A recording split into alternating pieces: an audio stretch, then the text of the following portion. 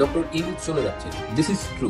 আমরা মোটামুটি সব সূত্র থেকে যেসব তথ্য পেয়েছি তাতে নিশ্চিত করে বলা যায় যে এই ইউনূস সরকার চলে যাচ্ছে। আওয়ামী লীগ নাকি হোমিওপ্যাথিক ডোজ দিছে কেবল। আরে বাপে একটু ধৈর্য ধরো, হোমিওপ্যাথিক ডোজ দিছে কেবল, একটু ধৈর্য ধরো, হোমিওপ্যাথি একটু ধীরে ধীরে কাজ করে, ধীরে ধীরে কাজ করবে। আওয়ামী লীগ এবার আন্দোলন নিয়ে আসছে, আওয়ামী লীগ আন্দোলনের ঘোষণা দিয়েছে, তেমনটাই ব্রেকিং নিউজের মতো খবর জানিয়েছেন আওয়ামী লীগের একজন যুগ্ম সাধারণ সম্পাদক।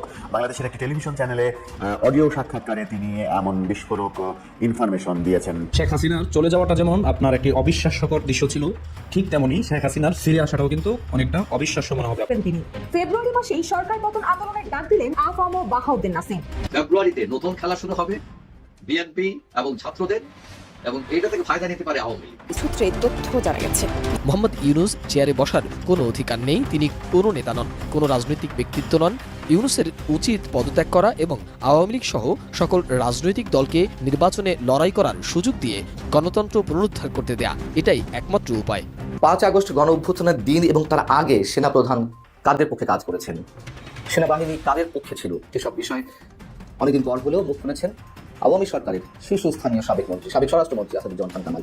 মোহাম্মদ ইউনূসের পদত্যাগ, দেশে ফেরা না ফেরা, এমন গুজবে কার লাভ কার। আসসালামু আলাইকুম প্রিয় দর্শক, কেমন আছেন সকলে? আশা করি সকলে ভালো আছেন। বাংলাদেশে যে উত্তেজিত রাজনৈতিক প্রেক্ষাপট এবং যে পরিস্থিতি চলতেছে তারই আলোকে বিশেষ কিছু গুরুত্বপূর্ণ ভিডিও নিয়ে হাজির হয়েছি। তবে আশা করি ভিডিওর শুরুতে বিশেষ অংশ দেখে বুঝতে পেরেছেন আজকের ভিডিওটি কতটা গুরুত্বপূর্ণ এবং কোন বিষয়কে ইঙ্গিত করেছে। সেই সাথে আপনি যদি আমাদের চ্যানেলে নতুন হয়ে থাকেন তাহলে অবশ্যই ভিডিওটি লাইক, চ্যানেলটি সাবস্ক্রাইব করে শেষ পর্যন্ত দেখতে থাকুন। আর অবশ্যই বেল আইকনটি অল করে দিন পরবর্তীতে এরকম লেটেস্ট আপডেট পেতে বা পাওয়ার জন্য। তাই আমরা কথা না বাড়িয়ে চলে যাই নিউজ স্ক্রিনে, আর আজকের গুরুত্বপূর্ণ ভিডিওটি শেষ পর্যন্ত দেখতে থাকি। ইউনূস চলে যাচ্ছেন, দিস ইজ ট্রু। আমরা মোটামুটি সব সূত্র থেকে যেসব তথ্য পেয়েছি তাতে নিশ্চিত করে বলা যায় ইউনূস সরকার চলে যাচ্ছে। তাদের প্রস্থানের ব্যাপারে সিদ্ধান্ত চূড়ান্ত হয়েছে। এখন বিষয়টা হলো যে তারা কবে যাবে। আজকে আমি কথা বলেছি ডক্টর ইউনূসের সাথে ঘনিষ্ঠভাবে সম্পৃক্ত একজনের সাথে, যিনি জুলাই আগস্টের টোটাল মুভমেন্টের সাথে ইনভলভ ছিলেন।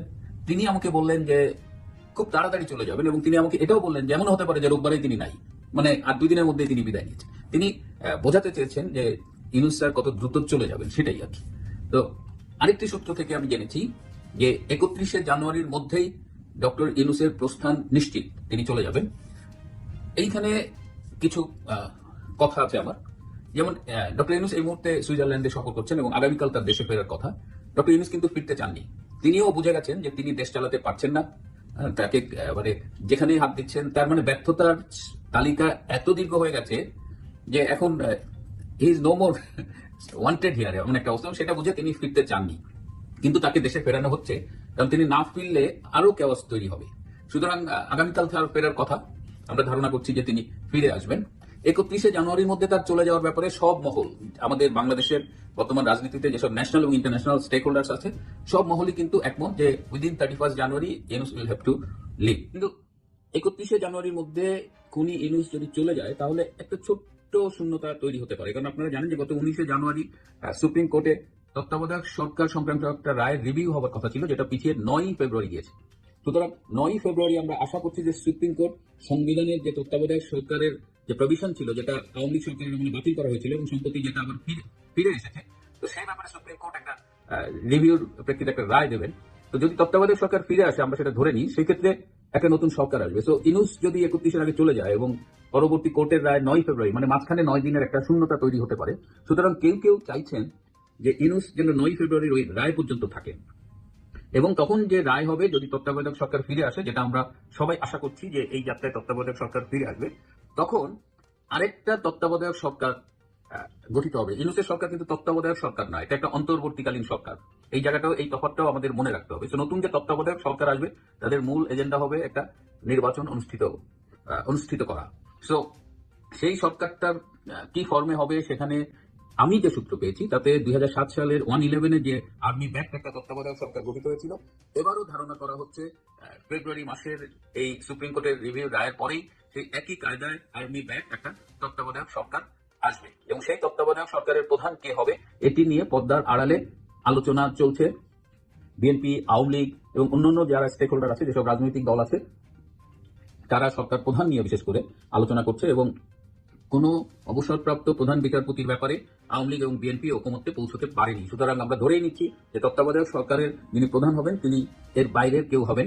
কি হতে যাচ্ছে ফেব্রুয়ারিকে টার্গেট করে অনেক কিছু হচ্ছে। আওয়ামী লীগের বড় পরিকল্পনা ফাঁস করলেন আওয়ামী লীগের যুগ্ম সাধারণ সম্পাদক বাহাউদ্দিন নাসিম। সেই প্রসঙ্গে একটু পরে আসি। তার আগে জানুয়ারিতে যে ঘটনাগুলো, বিশেষ করে 20 তারিখে ডোনাল্ড ট্রাম্প শপথ নিলেন, 20 তারিখেই ডক্টর ইউনূস দেশের বাইরে চলে গেলেন, সুইজারল্যান্ডে চলে গেলেন, তার পদত্যাগপত্র ভাইরাল হয়ে গেল, উপদেষ্টারা দেশের বাইরে চলে যাচ্ছেন, এরকম নানা রকম আলোচনা, গুজব গুঞ্জনের মাঝে বাংলাদেশের বর্তমান পরিস্থিতি ভারত কেন্দ্রিক, আমেরিকা কেন্দ্রিক এরকম হচ্ছে কিনা সেটা কিন্তু একটা বড় প্রশ্ন।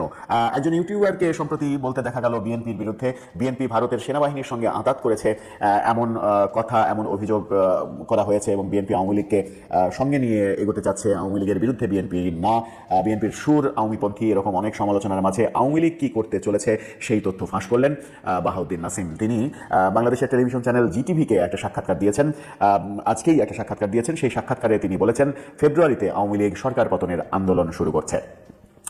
এই ফেব্রুয়ারিটা 2025-এর ফেব্রুয়ারি হবে নাকি গত কয়েক বছর, 15-16 বছর বিএনপিকে যে ধরনের কথা বলতে শোনা গেছে, ঈদের পর থেকে তীব্র আন্দোলন শুরু হবে।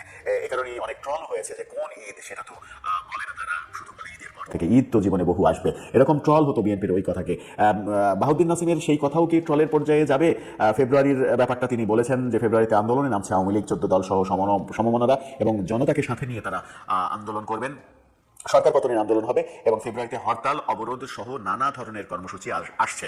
21শে ফেব্রুয়ারিকে কেন্দ্র করে তার আগে থেকেই হরতাল, অবরোধ, নানা কর্মসূচি দিয়ে বাংলাদেশের সিচুয়েশন গরম করার প্ল্যান করছে আওয়ামী লীগ। সেই ব্যাপারে 14 দল সহ সমমনাদের সঙ্গে তাদের আলাপ চলছে, এমনটাও জানিয়েছেন বাহাউদ্দিন নাসিম। আওয়ামী লীগ যখন দেশে প্রায় নিষ্ক্রিয়, তখন এই আন্দোলন সংগ্রাম কারা করবেন? আন্দোলন সংগ্রাম করতে হলে তো নেতাকর্মী প্রয়োজন, তারা কোথায় থেকে আসবে? এমন প্রশ্নের জবাবে বাহাউদ্দিন নাসিম বলেন, বর্তমান ইউনূস সরকার যেভাবে ব্যর্থ হয়েছে এবং যে পরিস্থিতি তৈরি করেছে, তাতে সাধারণ জনগণই আমাদেরকে সাপোর্ট দেবে, সাধারণ জনগণই মাঠে নেমে পড়বে এই সরকারের বিরুদ্ধে। সরকার বিরোধী তীব্র আন্দোলনের ঘোষণা বাহাউদ্দিন নাসিম যখন দিলেন, তখন আমেরিকাতে আমরা দেখলাম ডোনাল্ড ট্রাম্প প্রশাসনে ভারতীয় বংশোদ্ভূতদের একেবারে ছড়াছড়ি। আমেরিকার জাতীয় নিরাপত্তা উপদেষ্টা, FBI এর প্রধান, স্বাস্থ্য মন্ত্রী, এমন গুরুত্বপূর্ণ জায়গায় ভারতীয় বংশোদ্ভূতদের দাঁড় করানো হয়েছে, দায়িত্ব দেওয়া হয়েছে। দেশের সব থেকে গুরুত্বপূর্ণ বেশ কয়েকটি জায়গায় ভারতীয় বংশোদ্ভূতরা, অন্তত 8 জন ভারতীয় বংশোদ্ভূত মন্ত্রী হয়েছেন। এমন তথ্য যখন আমেরিকা থেকে আসছে, তখন ভারতের সঙ্গে আমেরিকার, ডোনাল্ড ট্রাম্প প্রশাসনের সঙ্গে আমেরিকার সম্পর্ক আরও মধুর হবে, এরকম আলোচনা যখন হচ্ছে, তখন ভারত আমেরিকার কাছে বাংলাদেশ সম্পর্কে একেবারে স্পষ্টভাবে কথা বলেছে। ভারতের পররাষ্ট্রমন্ত্রী এস জয়শঙ্কর তিনি তো জানিয়ে দিয়েছেন গতকাল যে আমেরিকার কাছে বাংলাদেশ বিষয়ে তারা তথ্য উপাত্ত উপস্থাপন করেছেন। আর বাংলাদেশ বিষয়ে তথ্য উপাত্ত উপস্থাপন করা মানেই সেখানে শেখ হাসিনা ইস্যু আসবে, ডক্টর মোহাম্মদ ইউনূসের ইস্যু আসবে। এরকম পরিস্থিতি যখন হচ্ছে, তখন আওয়ামী লীগ কর্মসূচি ঘোষণা যখন করছেন, তখন দেশে সেনা শাসনের গুঞ্জন চলছে। উপদেষ্টা নাহিদ ইসলাম তিনি বলেছেন, আমরা কোনো প্রকারের সেনা শাসন বা জরুরি অবস্থা মেনে নেব না। অর্থাৎ তিনি যখন এই কথা বলছেন, তখন সেনা শাসনের সম্ভাবনা যে তীব্র হচ্ছে সেটা কিন্তু স্পষ্ট বলে দেওয়া যায়। অন্যদিকে মির্জা ফখরুল তিনি মন্তব্য করেছেন, ছাত্রদের প্রতিনিধি সরকারে রেখে দল যদি নির্বাচন করে তাহলে বিএনপি মানবে না। অর্থাৎ সরকারে ছাত্র প্রতিনিধিরা রয়েছে, ছাত্ররা দল করে তারা সরকারে থেকে যদি নির্বাচন করতে চায় তাহলে বিএনপি মানবে না। সব মিলিয়ে সরকার একটা টালমাটাল অবস্থায় যখন রয়েছে, তখন আওয়ামী লীগ তাদের কর্মসূচি ঘোষণা করলো ফেব্রুয়ারিতে কি শীতের পড়ন্ত সময়ে মাঠ উত্তপ্ত হয়ে যাবে, রাজনীতির মাঠ অন্যরকম আবহে চলে আসবে? আওয়ামী লীগ নাকি হোমিওপ্যাথিক ডোজ দিচ্ছে কেবল। হোমিওপ্যাথিক ডোজ কি দেখেন, হোমিওপ্যাথিক কিন্তু অ্যালোপ্যাথির মতো না যে খাওয়ার সঙ্গে সঙ্গে কাজ করবে, কিন্তু হোমিওপ্যাথি হলো ধীর গতিতে কাজ করে। আপনি যে রোগের জন্য খাইবেন, ওই রোগ মানে উৎপত্তি কোন থেকে শুরু হলো ওই রোগটা আপনার সেই জায়গা থেকে কাজ করা শুরু করবে এবং সময় একটু বেশি লাগবে, কিন্তু কাজ সম্পূর্ণ করবো। ভালো অরিজিনাল জার্মানি হোমিওপ্যাথিক ডোজ তাকে দিচ্ছে। দেখেন, ভারতের পররাষ্ট্রমন্ত্রী এস জয়শঙ্কর ডোনাল্ড ট্রাম্পের যে শপথ অনুষ্ঠানে গিয়ে মিটিং করলেন এবং সাংবাদিকরা পরবর্তীতে যখন এস জয়শঙ্করকে জিজ্ঞেস যে বাংলাদেশের সংখ্যালঘু নির্যাতন বিষয়ে কোনো আলোচনা হয়েছে কিনা, তিনি কিন্তু দেখেন প্রশ্ন করলো যে সংখ্যালঘু নির্যাতন বিষয়ে কোনো আলোচনা হয়েছে কিনা। আর উত্তরে এস জয়শঙ্কর বলল যে বাংলাদেশ ইস্যুতে আলোচনা হয়েছে, কিন্তু সেই আলোচনা বিষয়াদি এখানে বলা আমি শুনেছেন মনে করতেছিলেন, মানে পুরোপুরি বাংলাদেশ বিষয় আলোচনা হয়েছে। এটা একটা দেখেন। আর বর্তমানে বাংলাদেশের পরিস্থিতিটা দেখেন তো একটু। বাংলাদেশের গার্মেন্টস প্রতিষ্ঠান মানে ক্রমাগত বন্ধ হইতেছে। বেক্সিমকো কোম্পানি 16টা প্রতিষ্ঠানে প্রায় 42,000 কর্মী ছিল, সেখানে সেই কর্মী মানে আপনার ভ্যাকসিন করতে যে সালমান এফ রহমানের ব্যাংক হিসাব তো জব্দ করছে, মানে লেনদেন বন্ধ, তার কারণে বন্ধের পথে। তারা দাবি জানাইছে যে ব্যাংকের যে লেনদেনটা এটা যেন অতি দ্রুত সচল করে দেওয়া হয়, না হলে পরে এর সাথে আরো অনেকেই জড়িত। আপনি ধরেন একটা প্রতিষ্ঠানের যদি 42,000 কর্মী থাকে ওই প্রতিষ্ঠানগুলোর সামনের দোকানগুলো, অটো রিক্সা চালকগুলো, মানে সবকিছু মিলে, তারপরে কাঁচামাল, দেখেন কতগুলো ফ্যামিলি জড়িত। তারা বলতেছে 8-10 লাখ লোক জড়িত। অতএব এই প্রতিষ্ঠানগুলো যাতে বন্ধ না হয় সেদিকে সরকারের নজর দেওয়া উচিত। আর অন্যদিকে বাংলাদেশের রাজনৈতিক প্ল্যাটফর্মে দেখেন কি পরিস্থিতি। বিএনপি আর সরকারের সাথে তো কাঠে ঘুরালে লেগে গেছে। হ্যাঁ, ছাত্ররা মনে হয় যে ঐক্যবদ্ধভাবে তারা আলোচনা করে এখন বিএনপির সাথে নামছে যে মির্জা ফখরুল, বিএনপির মহাসচিব মির্জা ফখরুল ইসলাম আলমগীর কি কথা বললো, মানে তিলকে তাল পরে পয়দা করতেছে। সে উচিত কথা, সত্য কথা বলছে, সেটাও বলতে দিব না, মানে কি এক অবস্থা। অন্যদিকে দেখেন ছাত্ররা বৈষম্য বিরোধী ছাত্র আন্দোলনের ভিতরে 2 গ্রুপ মারামারি গুতাগুতি নাক ফাটাফাটি আমি ভিডিও দিচ্ছি। এই যে মানে সবকিছু দেখে কিন্তু ওরকমই মনে হচ্ছে যে হোমিওপ্যাথিক ডোজ তো ওরকম হলো না। আরেকটা বিষয় আমি তাজ্জব হয়েছি, দেখেন আওয়ামী লীগের ফেসবুকে আওয়ামী লীগের সমর্থক বা এটিম নামে একটা পেজ, তারা একটা ডাকছিল, মানে হরতাল ডাকছিল। কিসের হরতাল? যে এই দ্রব্যমূল্যের ঊর্ধ্বগতি এই বিষয়ে যে এগুলোর দাম কমাতে হবে। হরতাল পালন হয়েছে আপনার পাবনা, তারপর বগুড়া, গাইবান্ধা হালকা পাতলা পালন হয়েছে, কিন্তু এটাও কার্যকর হয়ে গেছে। দাম কিন্তু কমাইছে, মোবাইলের মানে রেট কমাইছে, সবকিছু কিন্তু কমের দিকে। এই যে হোমিওপ্যাথিক ডোজ, আমি তার কথা ইমানালি কথাটা আমি শুনে মনে হলো যে না, কথা কিন্তু সত্য সুন্দরভাবে বুঝাইলো যে আরে বাপু একটু ধৈর্য ধরো, হোমিওপ্যাথিক ডোজ দিছে কেবল, একটু ধৈর্য ধরো, হোমিওপ্যাথি একটু ধীরে ধীরে কাজ করবো, সময় লাগবে কিন্তু কাজ করবোই। বাংলাদেশের রাজনীতি আসলে মনে করেন যে একটা হজবরল অবস্থার মধ্যে, মানে এই সরকার চাইতেছে, দেখেন একজনকে সরাইছে, জামাতের আমির তো বলছে যে গাছ কাটা হয়েছে কিন্তু আগাছা অনেক পড়ে আছে। আগাছা কাদেরকে বুঝাইছে? মানে ইসলামিক দলগুলো, জামাতে ইসলাম এবং চরমনে কিন্তু মিল হলো, তারা মিল হলো। বিএনপির এক নেতা তো বলেই ফেললো যে বাংলাদেশের মুক্তিযুদ্ধ বিরোধী এবং ফ্যাসিবাদের দোসর একত্রিত হয়ে গণতন্ত্র ফিরে আসবো না, কাঠে গুড়ার লেগে পড়ছে। এবং বর্তমানে গতকাল রাতে বিকাল থেকে এই সরকারের সাথে লেগে পড়ছে বিএনপি। তাহলে পরে যদি বিএনপিকেও তারা মানে আওয়ামী লীগের মতো অবস্থা করে, তাহলে কিন্তু -2 ফর্মুলা শেষ। মাঠ থাকা গোল যত যেভাবে যা দিতে পারে দিও, কিন্তু ওই যে হোমিওপ্যাথিক ডোজ বলতে হইতেছে না। নিজেদের মধ্যে যে মারামারি শুরু হয়ে গেছে, 23 জন আহত, এলে হজবরল জগা খিচুড়ি। দেখা যাক কতদূর কি হয়, আসলে হোমিওপ্যাথিক ডোজ কাজ করতেছে কিনা। মোহাম্মদ ইউনূসের পদত্যাগ, দেশে ফেরা না ফেরা, এমন গুজবে কার লাভ কার ক্ষতি, এই প্রসঙ্গটি নিয়ে কথা বলবো। আপনারা জানেন যে বাংলাদেশের প্রধান উপদেষ্টা মোহাম্মদ ইউনূস, তিনি ডোনাল্ড ট্রাম্প যেদিন শপথ নিলেন 20 জানুয়ারি সোমবার রাত 1টায়, দিবাগত রাত 1টায়, তখন 21 জানুয়ারি পড়ে গেছে, শাহজালাল বিমানবন্দর ত্যাগ করেন সুইজারল্যান্ডের উদ্দেশ্যে। সুইজারল্যান্ডের দাভোসে ওয়ার্ল্ড ইকোনমিক ফোরামের বৈঠকে যোগদান করতে অন্তর্বর্তীকালীন সরকারের প্রধান উপদেষ্টা মোহাম্মদ ইউনূস সুইজারল্যান্ড গেছেন। সেই সুইজারল্যান্ড যাবার আগ থেকেই একটা গুজব ছড়ানো হচ্ছে যে মোহাম্মদ ইউনূস দেশে ফিরবেন না, কিংবা তিনি চলে যাবার 2 দিন পর থেকে একটি ভুয়া পদত্যাগপত্র ছড়ানো হচ্ছে যে মোহাম্মদ ইউনূস পদত্যাগ করেছেন। এটা ফটো কার্ড সোশ্যাল মিডিয়ায় ছড়ানো হয়েছে, যে ফটো কার্ডটি ঠিক সাবেক প্রধানমন্ত্রী শেখ হাসিনার পদত্যাগপত্র বলে প্রচার চালানো হয়েছিল। শেখ হাসিনা যখন বলেছিলেন যে আমি তো পদত্যাগ করিনি, আমি পদত্যাগপত্র দিয়ে আসার সময় পাইনি, ঠিক তারপরের মুহূর্তে গুজবকারীরা একটি পদত্যাগপত্র বানিয়ে, ফটো কার্ড বানিয়ে প্রচার করেছিল। সেটিরই সংশোধন করে, এডিট করে, নিচের স্বাক্ষরে মোহাম্মদ ইউনূসের নামটি লিখে স্বাক্ষরটি কপি পেস্ট করে পদত্যাগপত্র প্রচার করছেন। এবং শুধু তাই নয়, একটি ভিডিও প্রচার করা হচ্ছে যে আমি যদি দেশে ফিরতে না ফেরি, আপনারা ক্ষমা সুন্দর দৃষ্টিতে দেখবেন। এটিও এডিটেড। আমার দেশের মানুষ এই সহজ সরল মানুষকে ধোঁকা দেওয়ার জন্য আসলে একটা শ্রেণী রেডি থাকে, সেটি আমি রাজনীতি বলবো। আজকে এই গুজবগুলো কে ছড়াচ্ছে, কারা ছড়াচ্ছে? আওয়ামী লীগ যদিও দলীয়ভাবে ছড়ায়নি, দলীয়ভাবে ছড়াচ্ছে না, দলীয়ভাবে কোনো জায়গায় এমন ব্যাপার নেই, কিন্তু আওয়ামী লীগের বিরাট নেতারাও, আওয়ামী লীগ বা অঙ্গ সংগঠন বা ভ্রাতৃপ্রতিম সংগঠনের নেতারাও এমন গুজব ছড়াচ্ছেন যে ইউনূস পদত্যাগ করেছেন, ইউনূস দেশে ফিরবেন না। এই গুজবে আসলে কার লাভ হচ্ছে? আমরা তো গুজবের রাজনীতিতে আজকে নতুন নয়, দীর্ঘদিন ধরেই বসবাস করেছি। অতীতে গুজবের রাজনীতি করেছে, আওয়ামী লীগ ক্ষমতায় ছিল, আওয়ামী লীগের বাইরে যে শক্তিটা, পুরো শক্তি তারা। আজকে আওয়ামী লীগ যারা করেছেন বা করেন, আওয়ামী লীগের নেতা কর্মী, তারা গুজব ছড়াচ্ছেন। এই গুজব ছড়িয়ে কিন্তু আওয়ামী লীগের ক্ষতি হচ্ছে।